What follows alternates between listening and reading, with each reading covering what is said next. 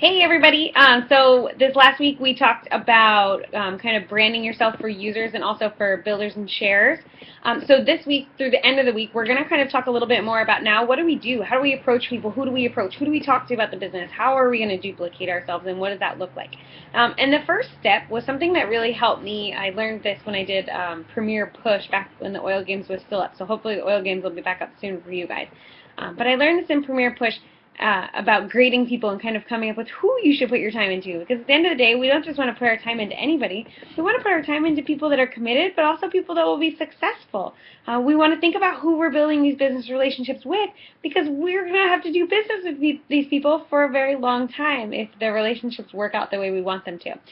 So what you're going to do is take that list of 100 people that you already have, and you're going to grade them on these 7 characteristics. And some of them you'll be surprised on, some of them you won't. So if they only have one of the characteristics, they get a 1, and if they have all 7, they get a 7. So I'll post these on the Facebook page too, but I want you guys to hear them. So the first characteristic, this is 7 characteristics that they found when they looked at specifically people in doTERRA that are successful.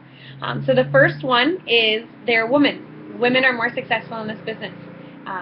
Women really start this business off on their own usually. It's not saying that you can't start this business with a man, but women are usually more successful. Number 2 is they're 35 to 45 years old. That's a common age group for success in this business. The next one is their spouse can be on board if the income increases. You'll start to find out that most of the time once you hit diamond or above, the men start to kind of jump on board and help you with the load of the business, some of the back office stuff like that. Even sharing the oil teaching classes and things. So it's kind of nice to know that they would have that support.